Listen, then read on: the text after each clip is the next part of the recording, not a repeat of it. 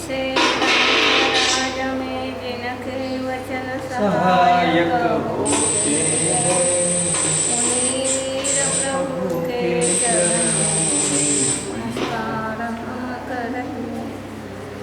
इंद्र नरेंद्र आदि जिनके चरणों में शीश झुकाते हैं, भव्य जनों को जो अविनश्वर मोक्ष मार्ग बतलाते हैं, उन वृषभादि और सीतों को नमस्कार मैं करता हूँ।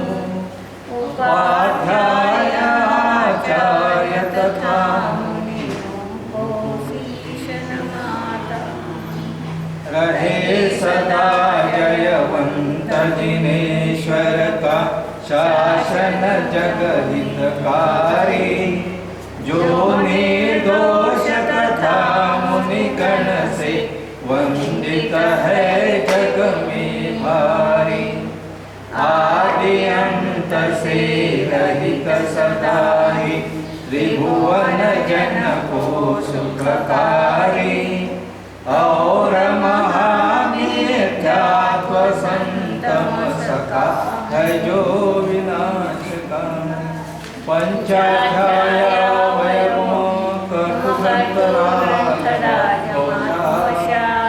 अर्थालोक निदानं यस्य वजस्सं सुवे महावीरं, शेषानपि तीर्थकरा अनंत सिद्धानहं नमामि समं।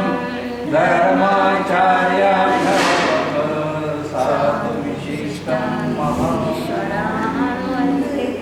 जीया जैनं शासनम् अनादिनिधनं सुवन्यमनवन्द्यं, यद्यपि च कुमतारातिनो दयन्तुमत्वयोगं इति वन्दित पञ्चगुरु कृतमङ्गलसत्क्रियः एष पुनः नाम्ना पञ्चाध्यायी प्रतिजायते चिकीर्षितं शास्त्रम् अत्रान्तरङ्गहेतु यद्यपि भावः कवे विशुद्धतरा हेतोस्तथापि हेतुः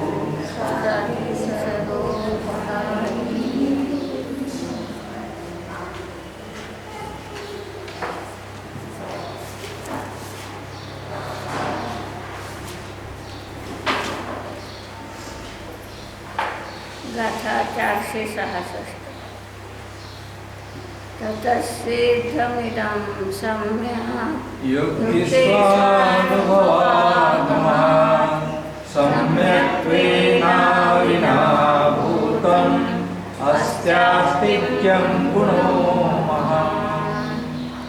ततः इदं सिद्धं, या सगळ्या कथनावरून ही गोष्ट सिद्ध झाली म्हणतात। युक्ती स्वानुभव आगमात, युक्तीनं सिद्ध झाली स्वानुभवानंही आणि आगमानंही की सम्यक्त्वेन अविनाभूतं आस्तिक्यं महान गुणो अस्ति। सम्यक्त्वाबरोबर आस्तिक्य नावाचा एक महान गुण असणार।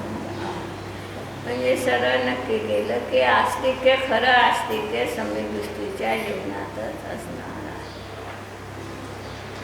संवेयो निवेयो निन्दनगर्भाय वसमोभक्ति वत्सल्यम् अनुकंपा अर्थगुणामन्ति सम्मते। कुठं कुठं आठही सांगितलेले आहे। संवेग, निर्वेग, निंदा, गर्हा, उपशम, भक्ती, वात्सल्य, अनुकंपा या प्रकारचे हे 8 गुणही कुठं कुठं सांगितलेले आहेत। वस्तुतः 4 गुणामध्येच त्यांचा अंतर्भाव होतो, पण त्याचं स्पष्टीकरण करायचं झालं तर या 8 रूपानं होणार आहे। उक्तगाथार्थसूत्रेऽपि प्रशमादिचतुष्टयं लक्षणं यतोस्तत्र लक्षणस्योपलक्षणम्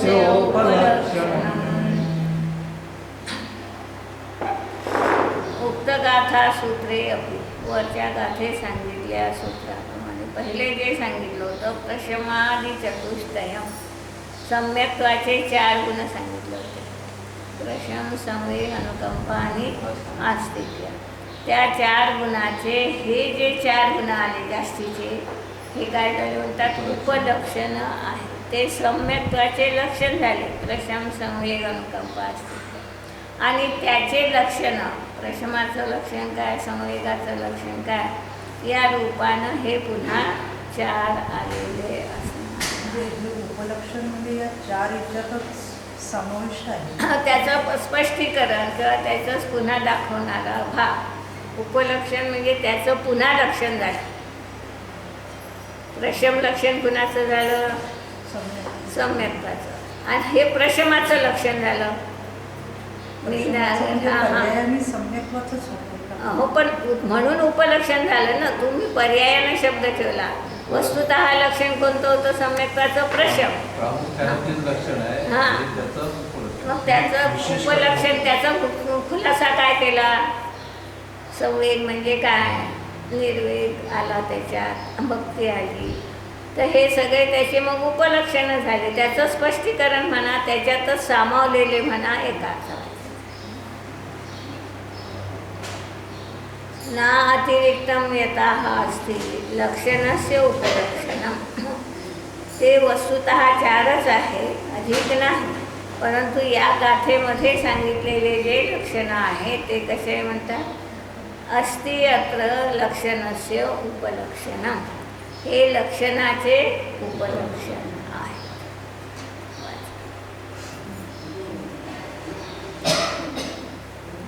आस्तिक्य गुण सम्यक्त्व का किस प्रकार लक्षण है, यहाँ यह बताया गया है. यह तो मानो हुई बात है कि मानी हुई, रेख थोड़ी ऐसी झाली.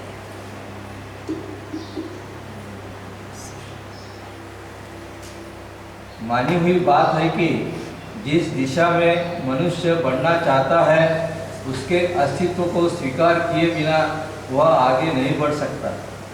जिस प्रकार धनार्थी पुरुष धन और धन प्राप्ति के साधन इन सब के अस्तित्व को मानकर ही धन की प्राप्ति के लिए प्रयत्नशील हो सकता है, उसी प्रकार जो मोक्षभिलाषी है उसे सर्वप्रथम आत्मा के स्वतंत्र अस्तित्व का विश्वास करना होगा. इसके बाद किस कारण से वह बद्ध है यह देखना होगा और फिर मुक्ति के साधनों की ओर भी ध्यान देना होगा. तभी वह मुक्ति के लिए प्रयत्नशील हो सकता है. अन्यथा वह जो कुछ भी कार्य करेगा वह सब संसार को बढ़ाने वाला ही होगा. इसलिए आस्तिक्य गुण का यही महात्म्य है कि इस जीव की प्रयोजनभूत जीवादि 7 पदार्थों के सद्भाव में परम दृढ़ प्रतीति हो जाती है. कुछ लोगों ने लोक में आस्तिक और नास्तिक शब्द का प्रयोग भिन्न अर्थ में किया है.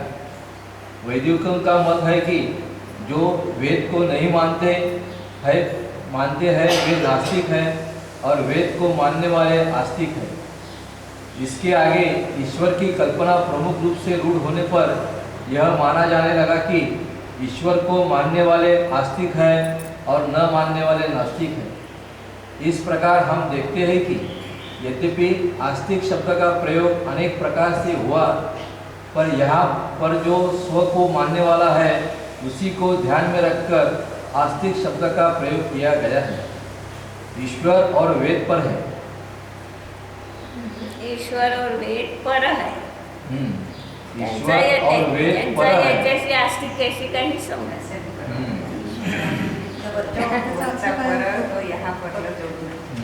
पर जो स्व को मानने वाला यहाँ पर हाँ यहाँ अच्छा यहाँ पर असं आहे ते. पहिल्या परचा अर्थ परंतु नाही, यहाँ पर म्हणजे इथं. यहाँ पर म्हणजे इथं. खालचा पर म्हणजे दुसरा जोडून पाहिजे होतं. यहाँ पर जोडून यहाँ पर जोडून पाहिजे होतं. हाँ, इकडे जो है म्हणजे मग आस्तिक शब्द लागला का असं. प्रयोग अनेक प्रकार से हुआ है, पर यहाँ यहाँ पर पर जो बात स्व को मानने वाला है। यहाँ पर करून टाकते यहाँ पर करून टाक ना म्हणजे मग दुसऱ्या वाचणाऱ्याचा गोंधळ नाही होणार. यहाँ पर एकत्र करा. हां यहाँ पर म्हणजे इथे. एक शब्द है. हाँ. हा एक शब्द आहे तो बरोबर आहे. हां यहाँ पर म्हणजे इथं. अनेक प्रकार से हुआ है, पर यहाँ पर जो स्व को मानने वाला है यहाँ पर आता इथे परचा अर्थ परंतु आहे. नाही. हां प्रत्येक ठिकाणी वेगवेगळे पराचे अर्थ आहे. पर आधीचा पर म्हणजे परंतु आहे. हा. यहाँ पर म्हणजे इथे. इथे आहे बरोबर.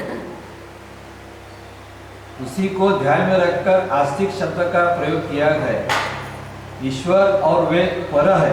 ते वेगळं आहे. हाँ किती ठिकाणी पर शब्द आला पण वेगवेगळ्या अर्थानं आला आहे तो तेवढा लक्षात नाही आला तर एकच अर्थ करून टाकाल. एकच शब्द आहे. हे दोन इथं पर या अर्थाने घेतले.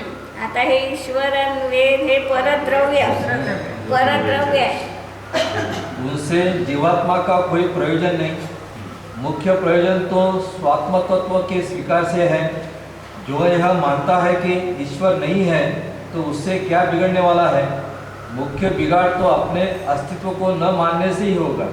इसी प्रकार वेद स्वात्म तत्व का निरूपण तो करते नहीं, इसलिए उन्हें धर्म पुस्तक के रूप में यदि न स्वीकार किया जाए तो भी क्या हानि है, अर्थात कुछ भी हानि नहीं. म्हणजे काय मुख्य कळालं? वेदाला शास्त्र नाही मानलं तर काही हानी आहे असं नाही. ते लोक काय म्हणतात वेद हेच खरं शास्त्र आहे का अपौरुषेय ते कोणी केलेलं नाही म्हणून ते सांगत आहे की परद्रव्याचा स्वीकार केला काय न केला काय आपलं काही बिघडणार आहे असं नाही. आपल्या ईश्वराचा स्वीकार नाही केला तर आपलं बिघडणार आहे. मुख्य हानि तो आत्मतत्व के प्ररूपक शास्त्र का आदर न करने में है. यही कारण है कि यहाँ ऐसा आस्तिक्य गुण ही है. आस्तिक्य गुण ही सम्यत्व का प्रयोजन माना गया है, जो आत्मा के अस्तित्व को स्वीकार करके चलता है. प्रयोजन नाही प्रयोजक आहे. अर्थ बदलतो. प्रयोजक आहे म्हणजे प्रयोजक शब्द म्हटलं प्रयोजन ऐकवायला नाही. प्रयोजक माना गया है. म्हणजे काय समजलं परत प्रयोजकचा अर्थ काय समजला.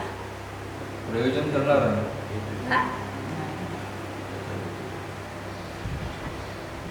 अस्तित्व गुण जे आहे ते सम्यत्वाचं प्रयोजन करणार आहे, सिद्धी करणार आहे. सम्यत्व का प्रयोजक आहे. सम्यत्वाला दाखवणारा आहे. दाखवणारा प्रयोजक आहे म्हणजे दाखवणारा. निर्देशक. हां ऐसा आस्तिक्य गुण सम्यक दृष्टि के ही होता है, अतः यह सम्यत्व का लक्षण है. यह उक्त कथन का तात्पर्य है. अष्टुक्तलक्षणं यत् लक्षणस्यापि लक्षणं तत्तथास्त्यादिलक्ष्यस्य लक्षणं चोत्तरस्य तत्. उपलक्षण कशाला म्हणतात. यत् तल्लक्षणस्यापि लक्षणं उपलक्षणं अस्ति. लक्षणाचं ही जे लक्षण आहे ते उपलक्षण झालं. लक्ष कोण झाला. सम्यक्त्व. सम्यक्त्व हे लक्ष झालं. त्याचं लक्षण काय झालं. प्रशम संवेग अनुकंपा हे त्याचं लक्षण झालं. त्या लक्षणाचं लक्षण काय झालं. निंदा गर्हा आदी हे उपलक्षण झाले. तथा अस्त्यादिलक्ष्यस्य लक्षणं च उत्तरस्य तथा. तथा अस्ति लक्ष्यस्य लक्षणं. लक्ष्याचं जे लक्षण आहे त्याचं जे उत्तर लक्षण आहे त्याला उपलक्षण असं म्हटलं जाते. जीव लक्ष आहे त्याचं लक्षण काय. चेतना म्हणजे ज्ञान दर्शन हे त्याचं लक्षण झालं. आता त्याचं उपलक्षण काय झालं.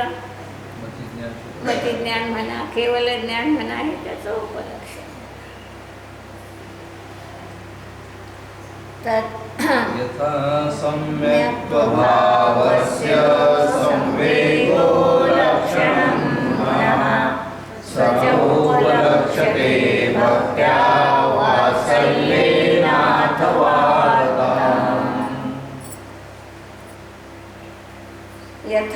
सम्यक्त्व भावस्य सम्यक्त्वाचं लक्षण काय झालं? संवेगो गुण. हा संवेग गुण हे सम्यक्त्वाचं लक्षण झालं. 6 भक्त्या वात्सल्येन अथवा अर्हताम उपलक्षते. तो संवेग गुण भक्ती म्हणा, वात्सल्य म्हणा किंवा अर्हंताची उपासना म्हणा, या रूपानं त्याचं उपलक्षण केलं गेलं. संवेगाचाच खुलासा म्हणा, संवेगाचं स्पष्टीकरण या तीननी केलं. कोणत्या तीननी? भक्ती म्हणा, वात्सल्य म्हणा किंवा अर्थात भक्ती म्हणा. तत्र भक्तिरनौद्यौत्यं वाक्पुश्चेतसां शमात् वात्सल्यं तद्गुणोत्कर्ष हेतवे सोद्यतं मनः भक्तिर्वा नाम वात्सल्यं नस्या संवेगमन्तरा ससंवेगो दृशो लक्ष्म द्वावेता उपलक्षणम्. भक्तीचं लक्षण केलं. वाक् वपू चेतसा अनौद्धौत्यम. मन वचन शरीराच्या द्वारे उद्धतता नसणं हे भक्तीचं लक्षण केलं. म्हणजे मन वचन कायेमध्ये विनय असणं. औद्धत्य म्हणजे हे नसणं.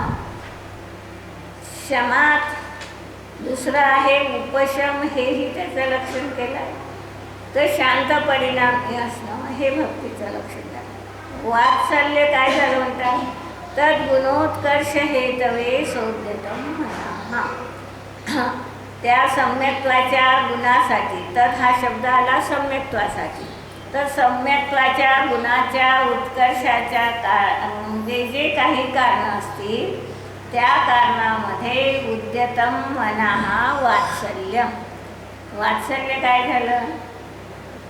सम्यक्त्व गुणाचा उत्कर्ष ज्यामुळे होईल, सम्यक्त्वाची प्राप्ती ज्यामुळे होईल, असे जी कारणं आहेत हेतवे सोद्यतम मनः, त्यामध्ये सदा उद्यत असं असं. आपल्याला सम्यक्त्व होण्यासाठी जसा स्वाध्याय, भगवंताचं दर्शन, त्याने प्रवचन सारमध्ये ह्या 3 गोष्टी सांगितल्या. पहिल्यानं काय सांगितलं? अहंताची भक्ती सांगितली. दुसऱ्यानं सांगितलं आगमज्ञान. तिसऱ्यानं सांगितलं तत्वार्थ श्रद्धा. आणि चौथ्यानं सांगितलं हे सगळं असून जर आत्मज्ञान नसेल तर काही नाही. तर म्हणतात तद्गुणोत्कर्ष हेतवे भक्तिर्वा नाम वात्सल्यम नस्या संवेगमन्तरा. भक्ती हे वात्सल्याचं दुसरं नाव आहे. जर वात्सल्य भाव असेल त्या पंचपरमेष्ठीच्या बाबत म्हणा किंवा साधर्मी बंधूंच्या बाबत म्हणा, जर वात्सल्याचा परिणाम असेल तरच त्यांच्या बाबतची भक्ती येऊ शकणार आहे. म्हणून म्हणतात वात्सल्यम भक्ती. भक्ती नामच वात्सल्याचं असल्यामुळे ह्या वात्सल्य गुणही संवेगमंतरा नस्यात. संवेगाशिवाय जीवाच्या जीवनात येऊ शकत नाही. 6 संवेगो दृशो लक्ष्म द्वावेतो उपलक्षणम. मग सम्यक्त्वाचं लक्षण काय झालं? संवेग हे सम्यक्त्वाचं लक्षण झालं. आणि त्याचे उपलक्षण काय झालंय? भक्ती आणि वात्सल्य हे त्याचे उपलक्षण झालेले असणार. 6 संवेगा लक्ष्मः दृशो. तो संवेग हा जो गुण आहे तो दृशो म्हणजे सम्यक दर्शनाचं लक्षण आहे. आणि द्वौ अपि येतो. आणि वर हे जे 2 सांगितले भक्ती आणि वात्सल्य हे त्या संवेगाचे किंवा सम्यक्त्वाचे उपलक्षण आहे. इथं लक्ष्म म्हणजे लक्षणच. लक्ष्म लक्ष नाही आहे. लक्ष असतं तर लक्षण लक्ष असतं तर ते लक्ष झालं असतं. लक्ष्म आहे. हो, लक्ष्म म्हणजे या ठिकाणी लक्षणच होईल का? हो, तोच अर्थ आहे ना? तोच अर्थ. लक्ष. पिछली उद्धृत गाथा में सम्यत्व के 8 गुण बताए गए हैं. उनमें से संवेग, उपशम और अनुकंपा ये 3 तो वे हैं जिनका निर्देश पहले कर आए हैं. एक आस्तिक छूट गया है. अब निर्वेद, निंदा, गर्रा, भक्ति और वात्सल्य 5 गुण रह जाते हैं. सो यद्यपि गाथाकार ने इनकी स्वतंत्र परिगणना की है और इसलिए उन्होंने सम्यत्व के 8 गुण बताए हैं, पर पंचाध्यायकार निर्वेद के सिवा शेष 4 को सम्यत्व के मूल गुण नहीं मानते. उनका अभिप्राय है कि निर्वेद तो संवेग का पर्यायवाची है, इसलिए यह इस रूप में सम्यत्व के मूल गुणों में सम्मिलित हो जाता है, पर शेष 4 सम्यत्व के लक्षण सम्यत्व के लक्षण आहे. हा, लक्षणाचं लक्षण आहे. हां. अतः उन्हें उपलक्षण मानना चाहिए.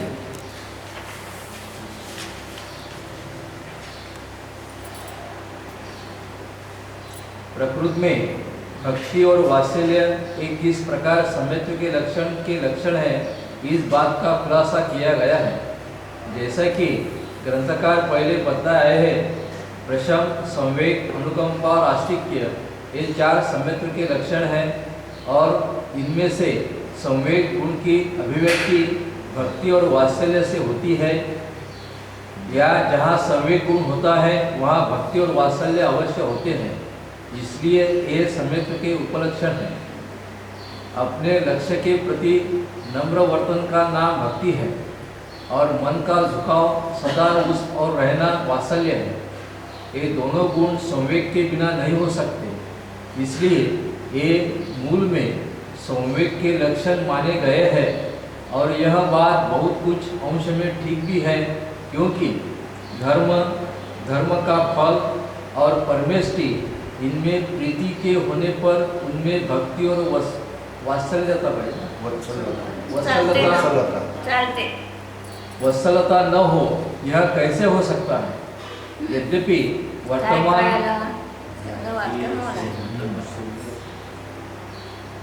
धर्माचं फल आणि परमेष्ठी हे काय झालं, ते यांची भक्ती म्हणजे प्रीती म्हणजे संवेग सांगितला होता.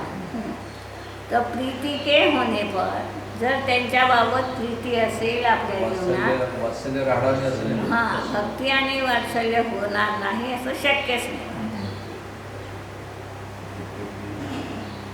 यद्यपि वर्तमान में भक्ति और वात्सल्य स्वार्थमूलक भी देखे जाते हैं. अधिकतर लोग महावीर जी और पदमपुरी अन्य अन्य कारणों से जाते हैं. कोई धन की अभिलाषा से वहाँ जाते हैं, तो कोई पुत्र कामना को लेकर ही पहुँचते हैं. इसलिए ये संवेग के लक्षण है, यह तो माना नहीं जा सकता. यदि कोई ऐसी आशंका करे तो उसका यह समाधान है कि यह ऐसे भक्ति और वात्सल्य से मतलब है जो जीवन संशोधन की दृष्टि से होते हैं. ऐसी भक्ति और वात्सल्य वास्तव में संवेग के ही प्रयोजक है, अतः इन्हें संवेग का लक्षण और सम्यत्व का उपलक्षण कहा है. हा महत्त्वाचा भाग आहे. कोणत्या अपेक्षेनं किंवा नुसत्या पंचेंद्रियाच्या विषयाच्या पुष्टीसाठी म्हणून जर अनंताची भक्ती आली असेल किंवा पंचपरमेष्ठीबाबत वात्सल्याचा भाव आला असेल, तर ह्या सगळ्या गोष्टी काय म्हणतात, नियमाने काही ना काही अभिलाषा घेऊन असल्यामुळे सम्यक्त्वाचे लक्षण होत नाही. कितीही भक्तिभावानं भक्ती केली, नाचून उडूनही जरी आपण केली तरी देखील म्हणतात संवेग असेल तर ती भक्ती आहे. जर संवेग नसेल त्याच्या जोडीला तर ते भक्ती नाही, ते वात्सल्यही असू शकत नाही.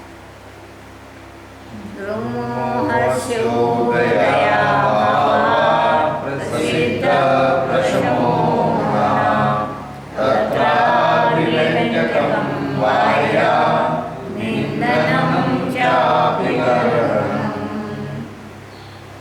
आत्म्याचा प्रशम हा जो गुण होता सांगितला सम्यक्त्वाचा, त्या प्रशमगुणाचा प्रशम केव्हा येईल?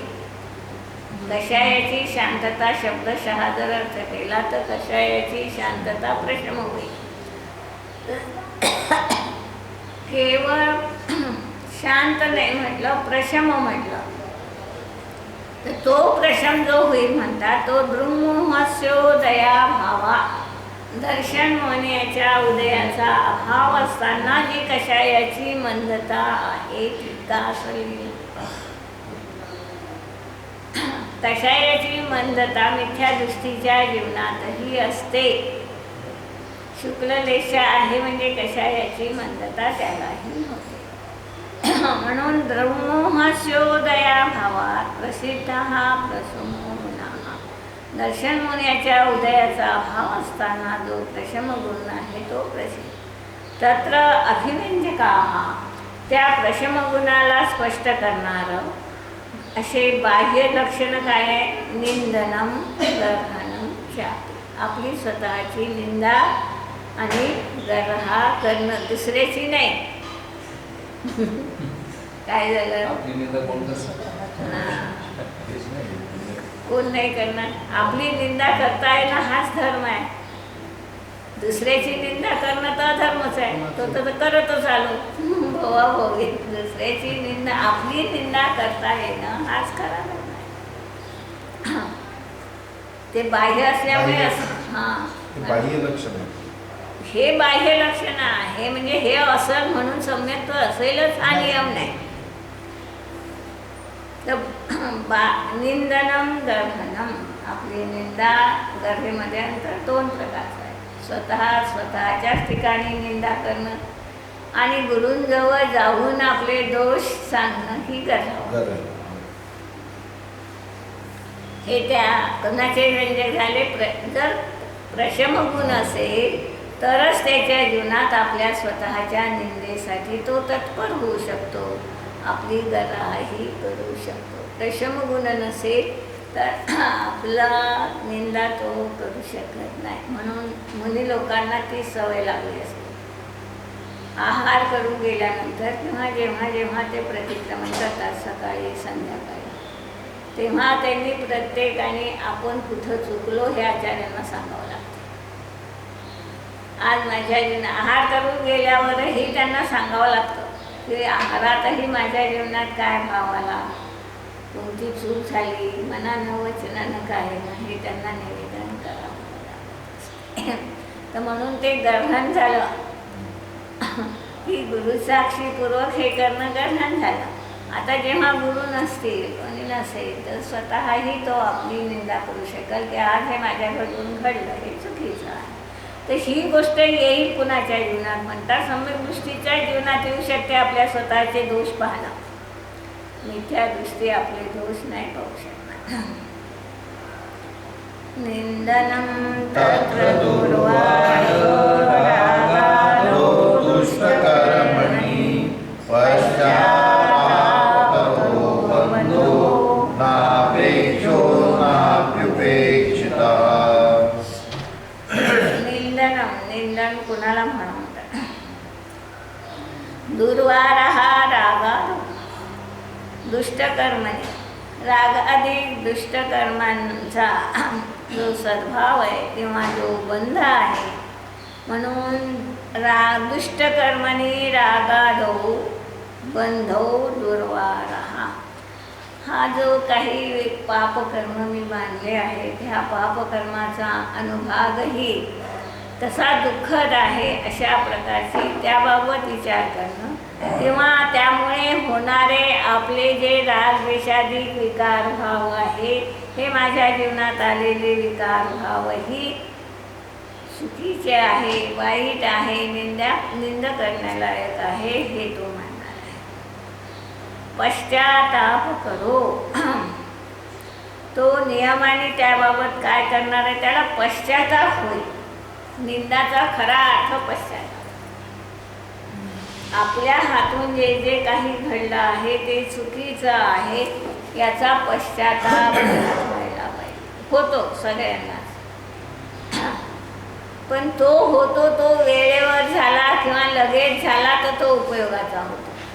आपल्याला 2 दिवसानं झाला, 6 महिन्यानं झाला तर तो उपयोगाचा होत नाही. तर म्हणतात झाल्यानंतर, रागाधिक झाल्यानंतर लगेच जेव्हा त्याच्या मनात विकल्प येईल, करे चुकलो आपण, तर म्हणतात हा पश्चाताप होईल. न उपेक्षो न उपेक्षिता, न अपेक्षो न उपेक्षिता.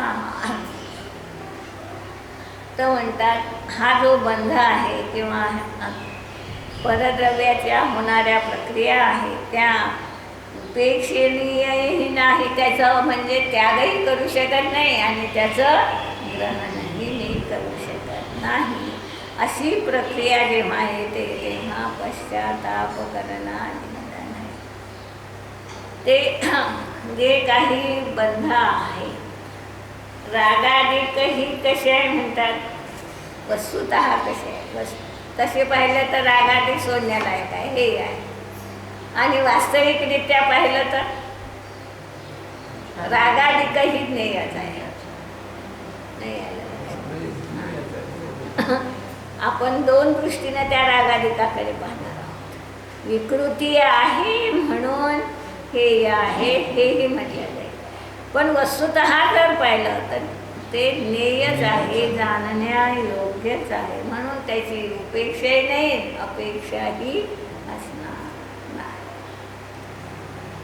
गर्हणं तत्परित्याग पंचगुरुवात्मसाक्षिका निष्प्रमादतया नूनं शक्ता कर्महानये. गुरुवात्मक साक्षिका तत्परित्याग गर्हणं. पंच परमेष्ठीच्या साक्षीनं त्या दोषांचा त्याग करणं ही गरहा आहे. तर निंदेपेक्षाही गर्हाला महत्व आहे का? दुसऱ्यांच्या समोर आपले दोष सांगणं कठीण आहे. स्वतः तर आपण आपले दोष मंजूर करू, पण दुसऱ्या समोर सांगण्यालाही खूप मोठं पण पाहिजे मनामध्ये, तरच येऊ शकते. म्हणून पंचगुरुवात्मसाक्षिका तत्परित्याग. तत् म्हणजे कुणाचा? रागाधिकांचा किंवा बंधाचा. निष्प्रमादतया कसा पाहिजे म्हणतात, त्या आपल्या ज्या दोषांचा त्याग करायचा आहे तो निष्प्रमाद. म्हणजे काय?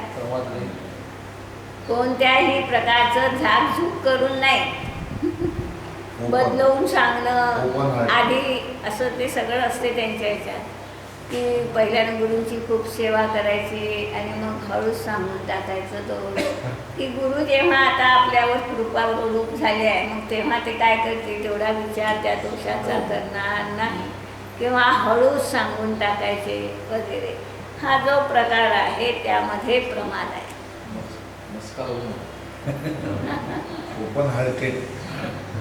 आणि म्हणून निष्प्रमादतया. आणि हे होतं, सहज होते की जास्त भक्ती करणाऱ्याच्या बाबत तो भाव सहज कमी होतो. तर निष्प्रमादतया असलं पाहिजे. शक्तिता आपल्या शक्तीला अनुसरून, कर्म हा नाही, कर्माचा नाश व्हावा म्हणून तत्परित्याग त्याचा त्याग करणं हे गरहा. अर्थादेतद्वयं सुक्तं सम्यक्त्वस्योपलक्षणं प्रशमस्य कषायाणाम् अनुलेखादिशेषतः.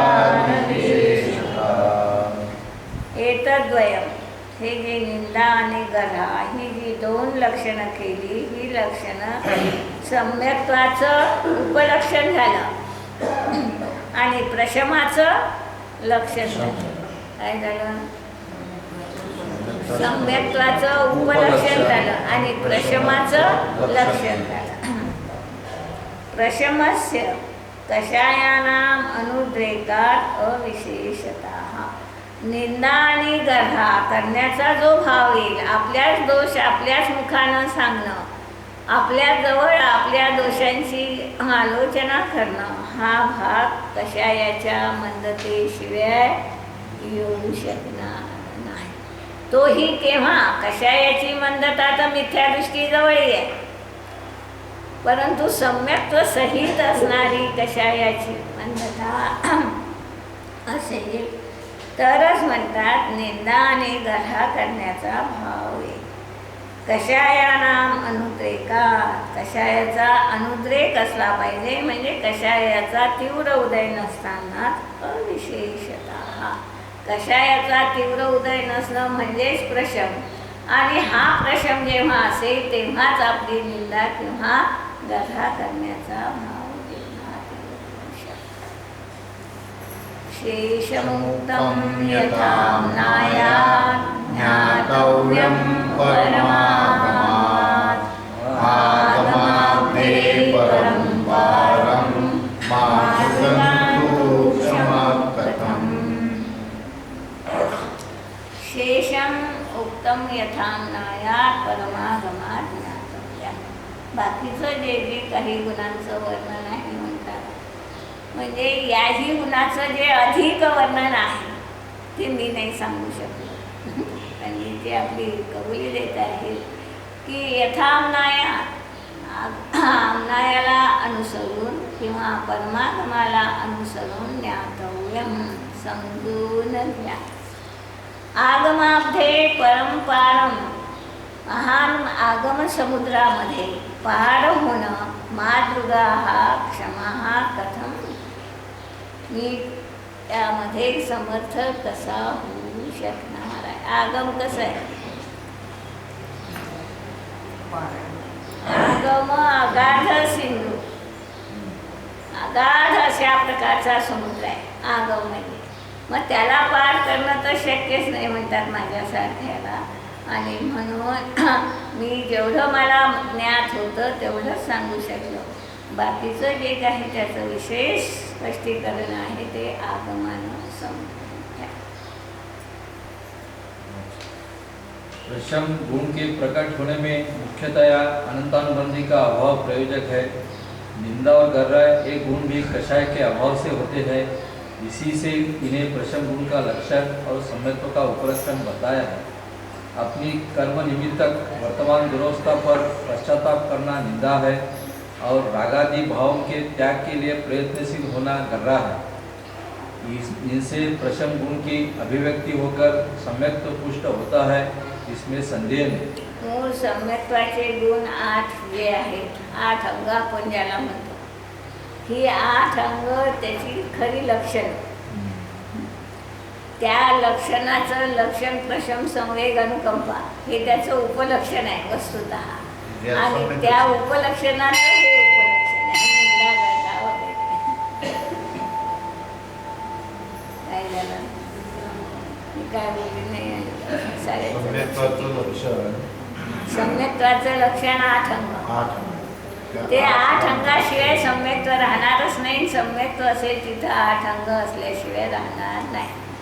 परंतु त्या लक्षणाचं लक्षण झालं प्रशम संवेग अनुकंपा आस्तिक्य, म्हणजे वस्तुतः तेच उपलक्षण झालं. आणि त्या उपलक्षणाचं हे निंदा गढा हे अजून उपलक्षण असणार. यद्यपि लोक में अन्य कारण से भी लोग निंदा और गर्रा करते हुए पाए जाते हैं, पर ऐसी निंदा और गर्रा संसार की प्रयोजक होने से आपण एक करतो का नाही निंदा गढा, तर म्हणतात ही संसाराला वाढवणारी, दुसऱ्याची निंदा गढा संसाराला वाढवणारी, स्वतःची निंदा गढा धर्माला वाढवणारी. यहाँ तो ऐसी निंदा और गर्रा प्रयोजक मानी गई है जो जीवन के संशोधन में उपयोगी हो.